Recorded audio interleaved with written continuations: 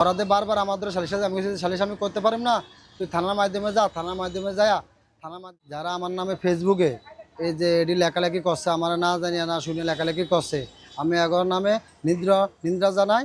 এখন আমার বাড়ি হলো ৯ নং ইউনিয়ন ৬ নং ওয়ার্ড, ৬ নং ওয়ার্ডের এই মূল দলের বিএনপির সাংগঠনিক ৬ নং ওয়ার্ডের ভোটে হয়েছি। আমি ভোটে হয়েছি। আমি ভোটে পাস করার পরে জনপ্রিয়তা সবার আছে দেখে, আমার জনপ্রিয়তা আছে দেখা আমার প্রতিপক্ষ দল এই ফরাদের দিয়ে ব্যবহার করাতে পারে যে আমি সামনের দিকে যে আর না আগাইতে পারি। আর যে যারা আমার নামে ফেসবুকে এই যে এডি লেখালেখি করছে, আমার না জানিয়ে না শুনে লেখালেখি করছে, আমি এগোর নামে নিদ্রা জানাই। এগরে মানে খুব এটা লাঞ্ছিত, আমার লাঞ্ছিত করার জন্যে এরকম কথা আছে পরাদের দিয়ে আমাকে মিথ্যে মামলা জড়িত আছে, আমারে সম্পূর্ণ ফাঁসিয়ে দিছে। এখন আমি আদালতের কাছে, আমি আইনের কাছে বিচার চাই। আমার যে মেয়ের বিরুদ্ধে আমারে বলছে, মেয়ে হয় আমার ভাগ্নি, আমার আপন ভাগ্নি মেয়ে হয়।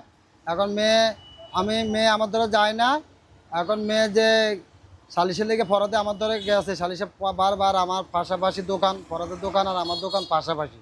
আমি পানের ব্যবসা করি, আমি একটা নিরীহ মানুষ, সামাজিক মানুষ। আমারে এই ফরাদে বারবার আমার ধরে সালিশ আমি করতে পারি না, তুই থানার মাধ্যমে যা, থানার মাধ্যমে যায় থানার মাধ্যমে বস।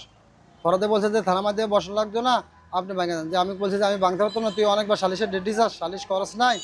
এখন তুই সবারে মিথ্যা বলাস, পুলিশেরও মিথ্যা বলাস, আমারই মিথ্যা বলাস, সবারই মিথ্যা বলাস, তোর সালিশ কেউ করতে পারতো না, তাহলে তোর সালিশ আমি করতে পারতাম না। এই কথা বলছে যে কি আমার নামে মিথ্যা, পরের দিন মিথ্যা মামলা দিয়ে দিছে আমার নামে, পরের দিন মিথ্যা একটা গুজব উড়িয়ে দিছে। আমি সবার কাছে, আমি বাংলাদেশের সবার কাছে এটা বিশ্বাস চাইতে আছি যে আমার নামে মিথ্যা মামলাটা দিল কেমনে, আর আমার মানহানি নষ্ট করছে, আমারে ফাঁসিয়ে দিছে কেন, সবার কাছে আমি এটা বিশ্বাস চাইতে আছি।